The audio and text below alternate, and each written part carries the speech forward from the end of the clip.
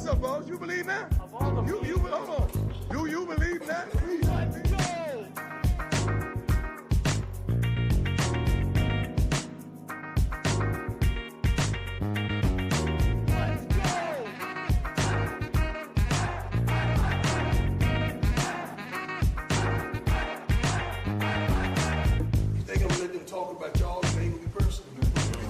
Doubt y'all and ain't gonna be personal. You think you let them they say y'all and ain't gonna get personal.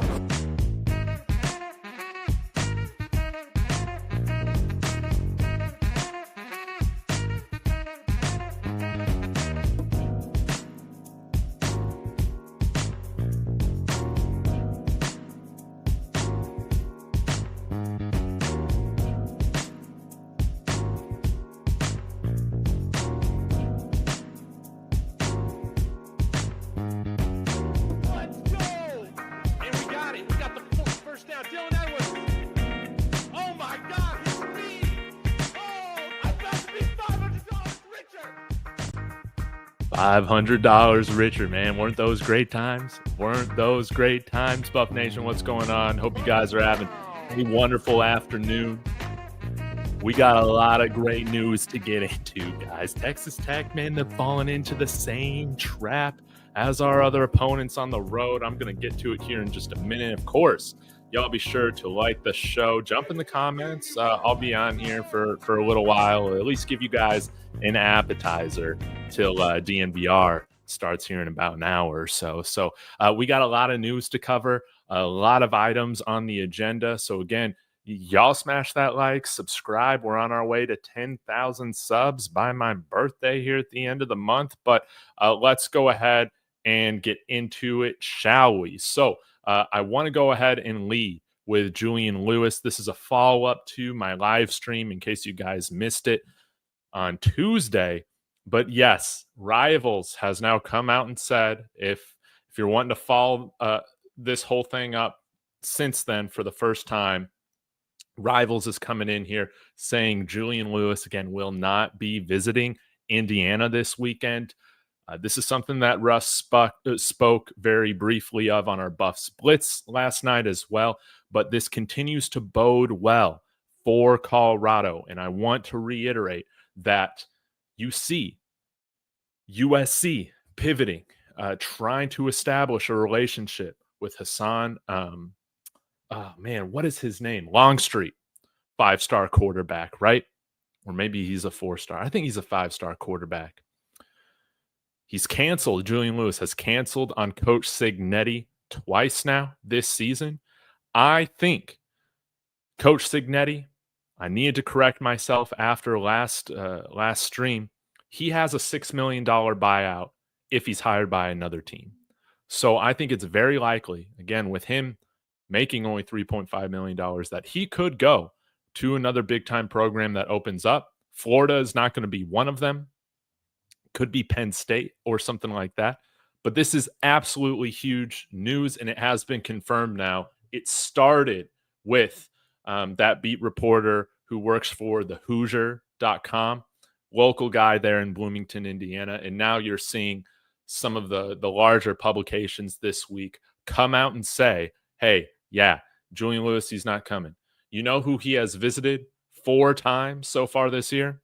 It is the University of Colorado. That's right. He has visited 4 times, it's been reported. And I think things are boding very, very well. Nick in here with a hilarious comment.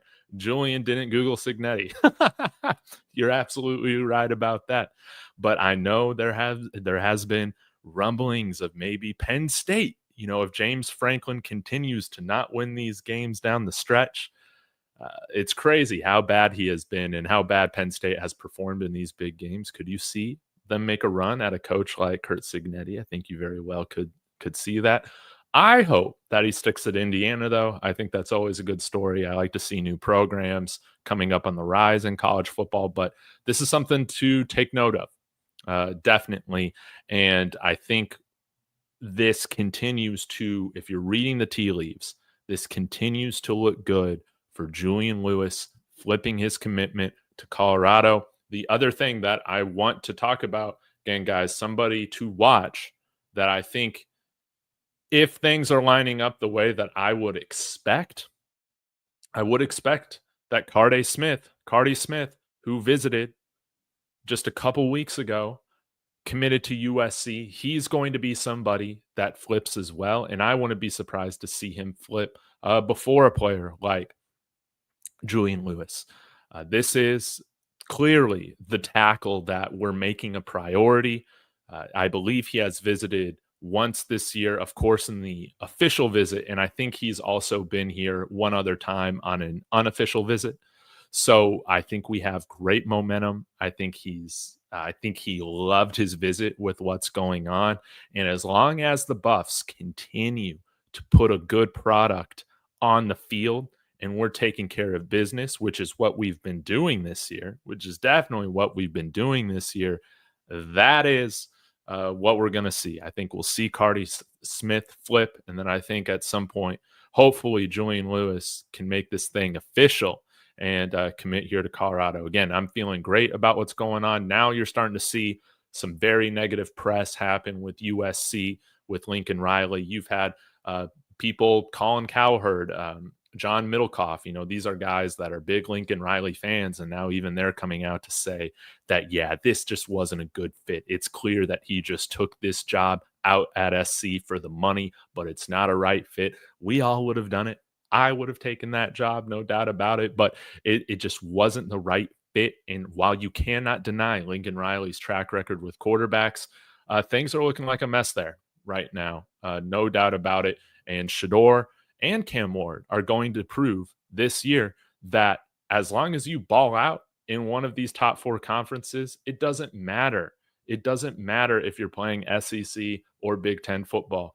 You can ball out here in the Big 12 or ball out here in the ACC and be drafted in the top 10, be drafted top 5, be drafted first overall. And I think Julian Lewis is getting that picture. Now, I did want to bring this up.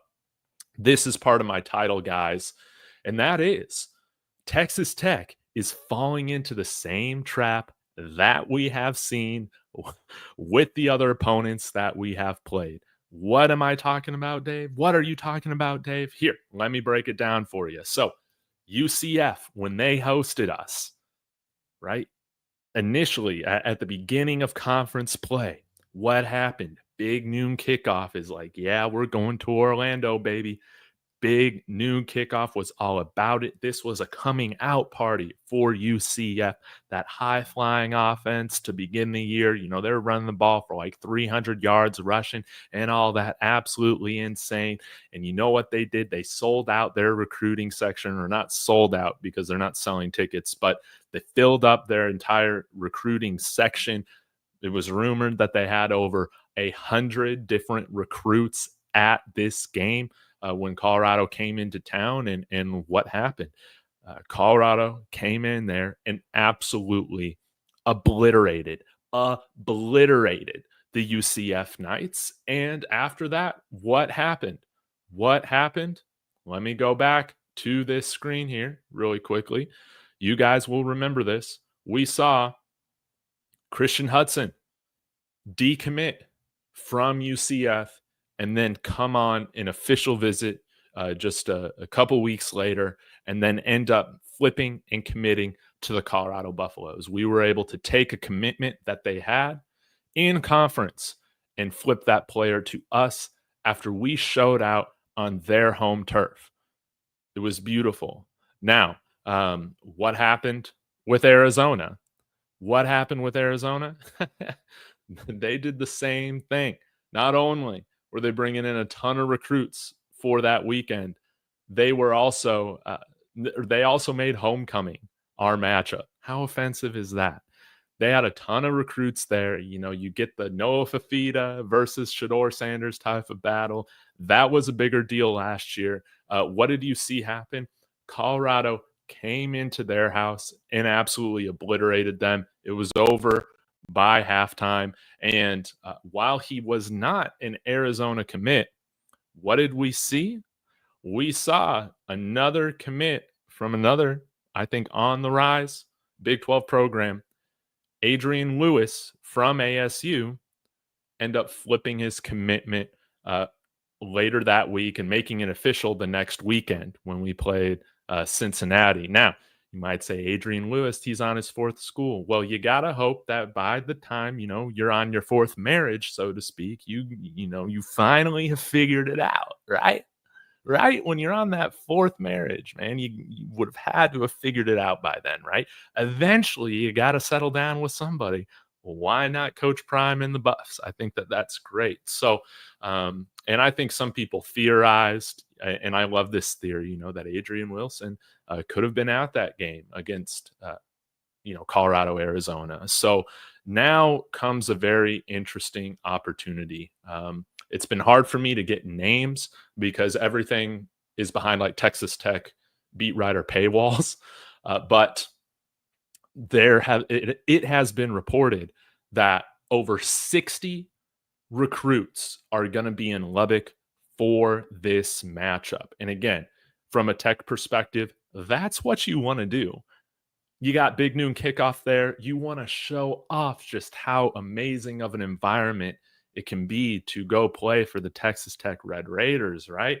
How rowdy their crowd is, how great that home field advantage can be. And then, all these other recruits are coming in. Now, it's been reported that they could have a third official visit coming up this weekend. But right now they have Toby Haystrup as Edge there from Houston, Texas, as well as Brandon Haygood, who is a running back, also from Texas, but currently committed to Boise State.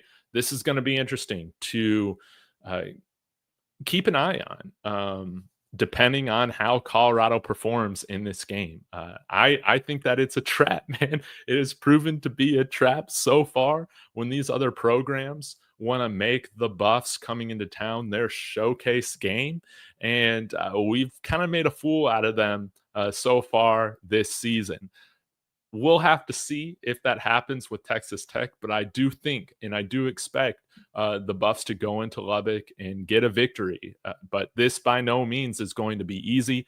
There is a lot on the line, not only for the program, the players' futures, in terms of getting NFL recognition, paydays, larger NIL opportunities. If we finish out this year the way that I think we expect and hope, but also some of these guys coming in here visiting in Lubbock this Saturday, this is the first time that they will have been exposed to watching the Buffs in a live environment. This is, I think, just as good of an opportunity for us in recruiting as it is for the home team hosting these recruits, especially if we show out the way that we have at Arizona and at UCF, right? Big Noon kickoff is going to be there. This is, they're going to try and roll out the red carpet for over 60 players. It's been reported are coming in for this game.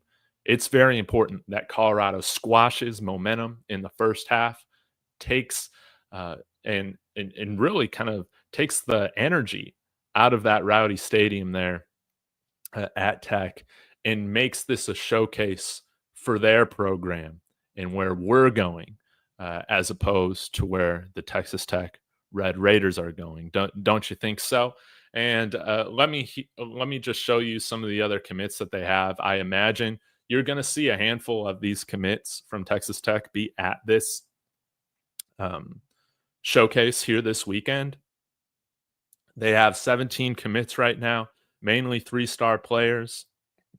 But hey, there's a couple here. Again, I don't have any. This is all just speculation, right? This is me just commenting on this list that I see. But hey, I'll never turn down another wide receiver wanting to come out and play for the Buffs. But also Elias Gillen. This is somebody I wonder if he's going to be there for this weekend. He's from Rapid City, South Dakota. Interior lineman, 6'5", 295. Hey, if you like what you see here with the Buffs, I mean, Boulder's a lot closer to South Dakota than Lubbock, right? So I'm just saying, I think that this could be a really interesting opportunity for the Buffs. And what have we seen again after all of these big time showcases when the Buffs come into town. The Buffs outperform the home team. They really showcase themselves, and then we start to see flips and decommitments from other programs in the conference. Can we have something happen like what happened with Christian Hudson and UCF flipping to the Buffs? That would be my hope. No doubt about it. So I think that this is great news. This is very good news. That's why I put more good news in the thumbnail. Another team that we're going up against is making the Buffs center stage, and it's our turn. It's our time to go and make sure that we take over their trap, as Kirk Cousins would say, right? And make this weekend about us, right? Right? Okay, let me get to some of your comments now, if you guys got any. Dang, I have no comments in here. This is crazy to me. I guess you guys aren't very talkative today. Um, let's see if there's anything else that I got on here that I can talk about. Oh yeah, we can talk about this. So remember, Christian Hudson came in to visit October 11th and ended up flipping. That was great. There was another player that we had come visit that honestly I had forgotten about, but I think somebody that we should still be keeping our eye on with what's going on with Ohio State, and that is linebacker from the IMG Academy, London Merritt. Again, right now he's committed to Ohio State. He's a 4-star, 90 overall, rated 25th best edge rusher in the country in the class of 2025. This is an intriguing player. He's been committed to Ohio State since March. But guys, we have that Florida pipeline. We have the IMG pipeline. It's a beautiful thing. And we can talk about it. Jordan Seaton, right? We can talk about Cash Cleveland. Maybe he'll earn himself a scholarship with how he's been playing in mop-up duty, right? Let's see Alex Graham, he currently committed to us, played IMG last year. He's playing back home in Michigan, or the state of Michigan this year. We'll see. He's been taking a lot of visits, but right now he's still committed to Colorado. We'll see what happens there. But this is a player to watch, no doubt about it, and to keep your eyes on how he spends this last month or so before early National Signing Day. Wow, the composite rates him as a 94 and number 12 edge rusher in the entire country. I'll read his scouting report right here. Andrew Ivins of 24/7 compares him to Brandon Dorless of the Atlanta Falcons. Hey, I'll take that. Heavy-handed defender that looks like a natural fit as a power end in a 3-4 or 4-3, but could ultimately settle in as a full-time 3-tech at the next level. So maybe somebody that could be like a Brandon Davis Swain, maybe built in that sort of mold. Spent much of the junior season working out of a 2-point stance in an odd man front for Georgia's 6A runner-up. Jolts offensive tackles and tight ends with a formidable punch, and can pick up wins by sliding and dipping his way around blockers, although the sack total doesn't always show for it. Flashes some instincts as a run defender and uses impressive short area quickness to make stops in pursuit as he changes course and keeps the legs pumping.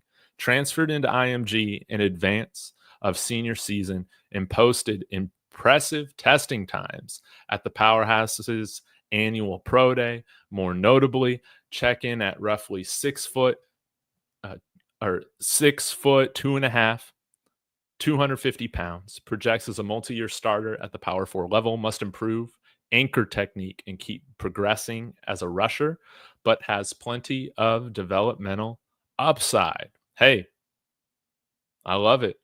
Don't forget, guys, we have also offered IMG Edge that is currently committed to Oklahoma State. that I did a video on maybe a little over a week ago. Let me go find him because I'm totally blanking on his name.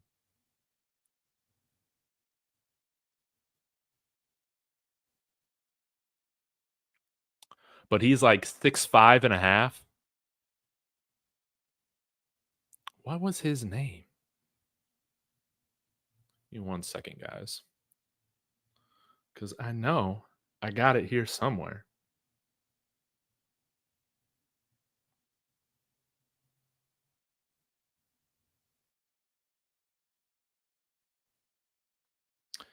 And by the way, as I'm pulling this up, the betting line right now is at Buffs -3.5 for this game against Texas Tech. Initially opened up a little bit a little bit larger of a lead. I think that it was around like 5.5 points or so. So that's something to keep in mind. We're favored coming into this matchup. Okay. Alexander McPherson. Alexander McPherson.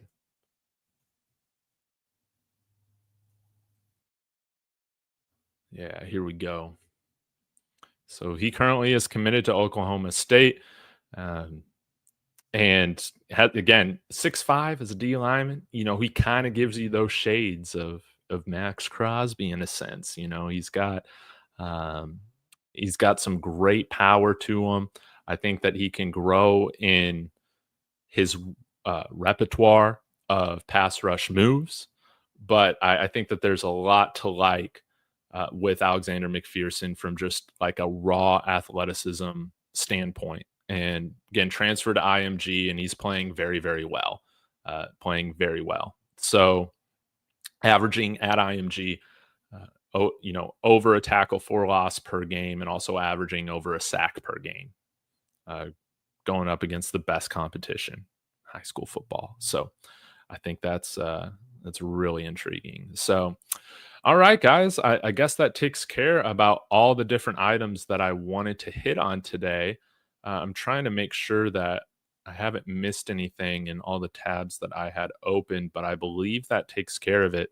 I'm going to be back here in about an hour and a half or so. Going to have Colin Moore on the show as we preview Texas Tech, as we talk about that matchup. It's going to be a lot of fun, so y'all be sure to tune into that.